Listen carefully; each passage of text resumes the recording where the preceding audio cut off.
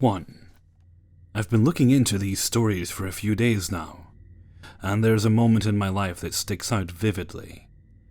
I'm 26 now, but the event took place roughly 8 to 10 years ago. Just for a heads up, I have considered more realistic explanations up until now, but something has kept every detail of this memory nagging in the back of my head all these years. So this took place on a Saturday between 2 and 2:30 p.m. I had just woken up from a roughly 2-hour nap, and was still groggy. I got up, walked out of my room and down the stairs. My family lived in a row home, so in order to get to the kitchen, I had to walk through the living room and across the dining room. As I walked through the living room, nothing seemed out of place, and I didn't intentionally take note of everything everyone was doing. Though in retrospect, immediately following this, I must have subconsciously taken note of what I was experiencing, or something. My stepfather was watching reruns of his old shows like I Love Lucy or MASH. My mother was sitting on the floor cutting coupons like she always does. While my brother was browsing the internet on our only family computer at the time. I got through the dining room, just about in the kitchen, and felt that something wasn't right somehow. So I stopped and tried to figure out what it was. Immediately, I took notice of the fact that my entire house was empty. Not a single person in my home. I proceeded to get a drink from the fridge, sitting in my dining room, freaking out to myself while thinking about what I had just noticed. Not 5 minutes pass, and my family walks in the goddamn door holding groceries. It gives me chills thinking about it to this day, and I've told this story to numerous people but never really had an explanation. After reading these stories, I feel like this is the best place to talk about it. Words alone cannot express the way this single moment has bugged me from the back of my mind all these years. 2. So first you should know I live in a major city that actually has some small amount of planning. As a result, our major streets are all 1 mile apart, both north-south and east-west. The east-west streets are numbered. The streets going north-south have a few different name schemes going on, but they're still in squares and all a mile apart. Pretty convenient, really. So I work on 107th Avenue and Jones, and live a block off 75th Avenue and Smith. Smith and Jones are 2 major streets consecutively.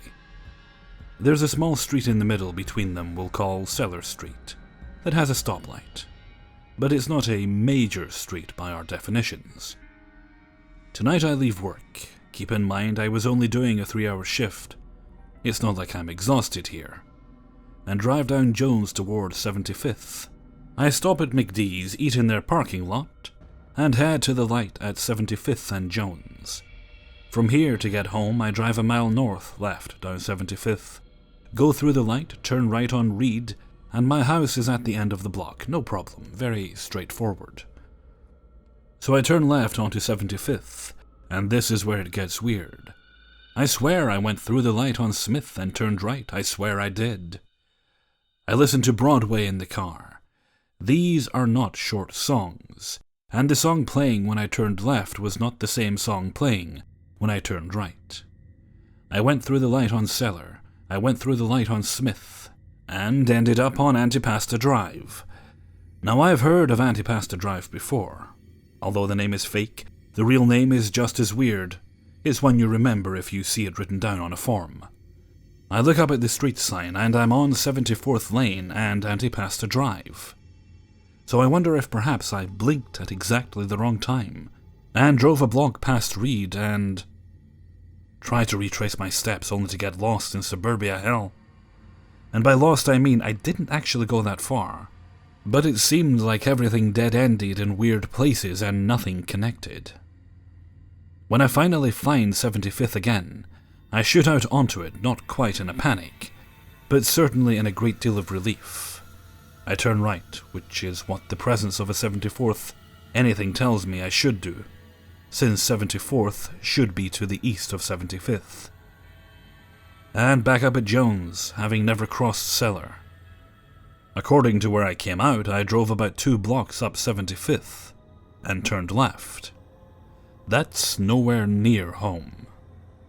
I don't know how long I was in that subdivision. My car clock said 11:26 when I went in and 11:13 when I came out. I can tell you I went in with not quite 3/4 of a tank of gas, just barely a hair below the 3/4 line, and came out sitting on half, even though I don't think I drove far enough to actually justify using that much gas. What the hell? 3. This happened to me last night, or early this morning. I was awoken from a deep sleep by the sound of my daughter crying in her bedroom. She's an infant, so this isn't uncommon, and I regularly wake several times a night to feed her and put her back to sleep. I went to the kitchen to make her a bottle and noticed the bright green numbers on the oven glowing, 3:06 a.m. I blearily made the bottle and distinctly remember the feeling of the warm 6 ounces in my hand, shaking it up and down sleepily, and then turning to make my way to her room. Here's where things got weird. Standing there in the dark, tired but with the clearest of intentions, go feed the baby. I kind of blinked suddenly, and it was like waking up again. It occurred to me quite suddenly that I might have been standing there longer than I meant to. I shook off the oddity and started to continue towards her room, when I realized my hands were empty. I didn't have the full bottle I just made, the one I'd been holding to carry to her just seconds before. I went back into the kitchen, even turning on a brighter light to search, but it was nowhere to be found. I checked my own bedroom, thinking that maybe in my tired state I just set it down on my dresser or something, but it wasn't anywhere. I began to feel strange, like I was doing something wrong. Like that feeling you get when you receive a test and you go through it, realizing you don't know as much as you thought you did. That rising panic feeling you first get when you realize your phone really is missing. I went into her room wondering if I'd brought it to her and simply forgot. It wasn't until I entered her room that I realized she'd stopped crying. She had been wailing for her bottle, even as I started to bring it to her. Yet I can't even say how long she'd been asleep for. But there she was, dead asleep. And wedged in between the crib bars and the mattress was the bottle. Utterly confused and a little scared, I reached in and pulled it out. It was ice cold, and there was only about 1.5 ounces in it. At this moment, a sort of chill went down my spine, and I automatically went back to the kitchen, as if to recover the time I'd so strangely lost. The clock on the oven now glowed a steady 3:56. An entire hour almost gone, and all I'd done was make a quick bottle. I've never experienced anything quite like this before. Sometimes I lost time while driving, but since I work in conservation, I am forever driving the same roads to job sites, and equate lost time to spacing out during familiar drives. But this left me feeling almost violated in a way I can't explain. As if I was a sim trying to complete a task, and someone paused the game and cancelled my action. I felt so robbed. I went straight to bed after this, and when I woke up the next morning, it was the first thing I thought of, even telling my partner how frightening it was for me. His answer? Alien abduction. 4. I work at a tire shop for the time being. Lost my job due to a backstabbing co-worker, and a boss that does anything to accommodate said co-worker. I just took my lumps and walked. This is a survival job and nothing more, but if you learn it, and learn it well, you will never be without, since tire shops are willing to hire, in my case, a person with 7 years experience, and a good work ethic since the industry is a revolving door when it comes to personnel.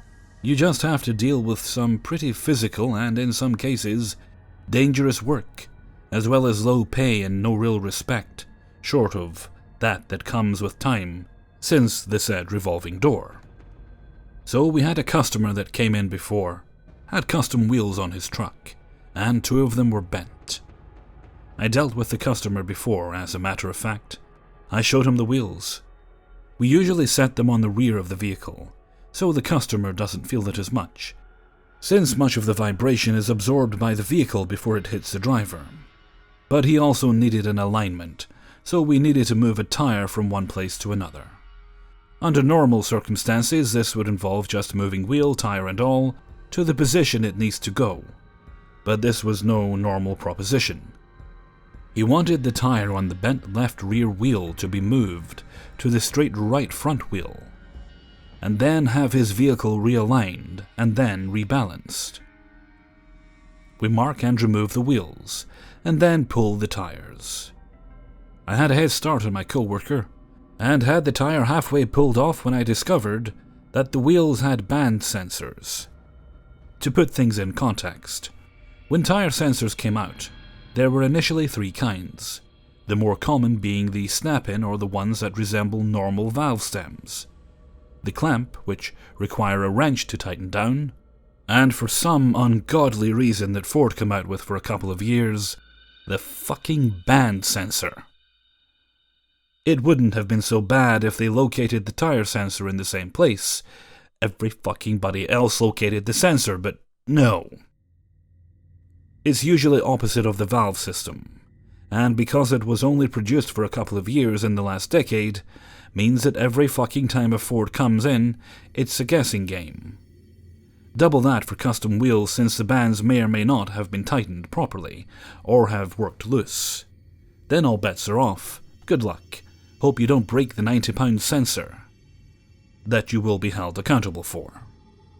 So I got the top bead off and lifted up on the back of the tire to pull the back bead, and the tire when I hear a metallic rattle. The damn thing had band sensors and the band was loose. Effing great. I walk over to the other machine where my co-worker was breaking the bead down, and informed him that they might have band sensors. Nice little heads up. I go back to my wheel and lift up. Sure enough, band sensor and the band was loose. To make matters worse, the band sensor wasn't where it was supposed to be, and there was debris in the tire. So I go back to said co-worker, who was in the process of pulling the first bead off, and tell him that there were, in fact, band sensors on the frigging thing, and to watch out since it might be loose. I went back to my tire and finally located the position of the sensor and, with the help of the other co-worker, got the tire off. I roll it up to Mark, we shall call him, and look at him with confusion. He is trying to put a tire on. I'm like, what the hell? And ask him what he is doing. According to him, we had already swapped tires. I am adamant that no, we hadn't. As a matter of fact, he was adamant that he was standing behind me when I pulled it off, and he was sitting there fiddling with the sensor when we handed off tires to each other. He said that the tire should be marked for the wheel it was going to go on, then rolls the tire to the mark. Sure enough, it was supposed to go to my wheel. What ensued was about 3 minutes of confusion, but what the hell? I moved the sensor to the proper location, tightened the hell out of the band, then mounted the tire and moved on. I know what I was doing. I don't recall the events in the same sequence he does. As a matter of fact, he never left the machine he was working on, at least to me, the entire time. I do admit that us making fun of the situation was one that would have happened if it happened the way he said it did, but I have no recollection of any of it. This is my recollection of what I know in the bottom of my heart happened, and it's frustrating. I just don't know. Am I right? Is he right? He obviously is, since the right tire is on the right wheel. But at the same time, Toby, as I shall call him, recalls events the same way I do. I just don't fucking know. 5. This happened back in 2012, and luckily I had a witness. So the time is the first week of June 2012. Me and my girlfriend applied to a college in Fort Lauderdale, and we had to attend the orientation class. My mom and my sister didn't have to work that same week. The girlfriend has vacation, and I was laid off from my job the week prior. We decided we'd drive my sister's car down to Fort Lauderdale, so we didn't have to rent something while we were there. We started heading out at around 2 or 3 a.m.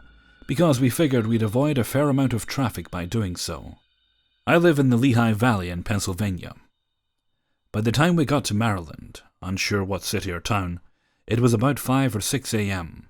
The sun was slowly rising, and it was pretty cloudy. Everything around us had a grey, light blue tint.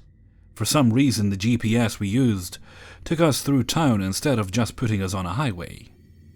My mom and sister were in the back seat, knocked out with their mouths open and all. The speed limit of the streets we were driving on was no higher than 35 miles per hour. Me, being who I am, I start looking at our environment, and after a few minutes, I notice that there's no traffic or people on the streets. I made a comment to the girlfriend about the scary look of everything, and she agreed. We came across a few traffic lights that didn't work, and all the houses around us also had no power. And like I said before, there was no one anywhere. I felt a little creeped out, but didn't let it bother me. A few minutes later, we hit one of those long strips of car dealerships, and to no surprise, everything was dead.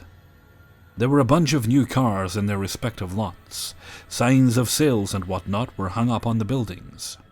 I forgot to mention that this whole time, there were random broken branches and stuff around the sidewalks, as if a storm came through and ruined a few trees.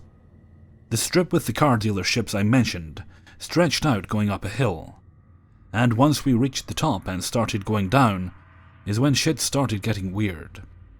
There was like a wall of fog, so thick you couldn't even see through it, just grey. The last of the car dealerships was at the very top of the hill. As we went down, there were empty lots, with nothing but low grass and trees on either side of the road. I kept driving anyways, and we went into the fog. After a second, we were crossing a bridge, but no regular bridge, and the scene completely changed. There was 2 bridges, the one we were on and the one for the opposing traffic, at about maybe 50 feet from the one we were on. The sides of these bridges were no higher than 4 feet, and there weren't any supports on the bottom visible. It was like someone had just laid a piece of metal across this void. Anyways, the bridge was about 100 yards in length. I'm terrible at estimating distances, but that feels accurate. And this void was filled with trees and maybe a waterfall. I can't clearly remember if there was a waterfall, but everything was green around us. At the other side of the bridge, another wall of fog. I didn't slow down to check everything out, only glanced at everything. I get super focused on the road when it gets narrow, and that's what prevented me from checking everything out. So after we crossed the bridge, we went through this wall of fog again, same as before. Took about a second to get to the other side. When we got through to the other side, the road started going uphill. There was a lot of trees at either side of the road, but this time the hill was kind of steep. 45 degrees of inclination, if I had to guess. Anyways, we get to the top, and we were in a residential area. The houses didn't look abandoned, and we saw some cars driving the opposite way. After a few blocks, we get to a traffic light, but this one was actually flashing yellow like they do when they lose power. Similar scenario to before, leaves and broken branches everywhere. After a few minutes, we start seeing more and more cars and people walking around. The clouds clear up as we're driving, and the road turns into one of those highway main street with 3 lanes and traffic lights at every other intersection. I was more troubled about what just happened than my girlfriend, and my mom and sister didn't wake up until we hit Interstate 95 South an hour later. I told my girlfriend that what happened was super weird, and she agreed. But we didn't touch the subject until we got back home a week later. We met up with my two best friends, and we were both telling them about what happened. And they were also very intrigued. I ask my girlfriend about that incident every now and then to make sure I didn't imagine it, and she also remembers it exactly as I describe it.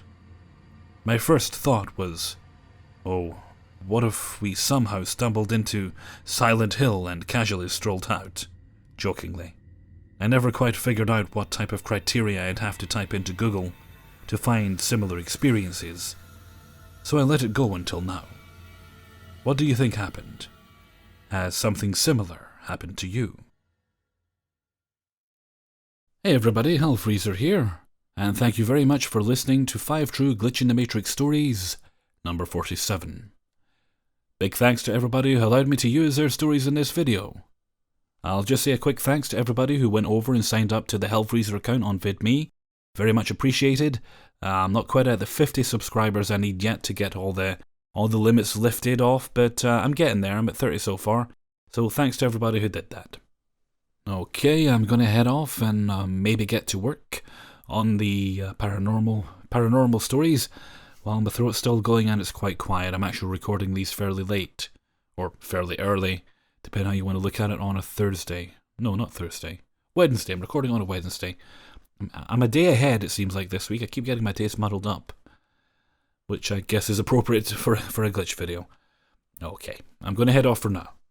So until next time, thank you very much for listening, and take very good care of yourselves.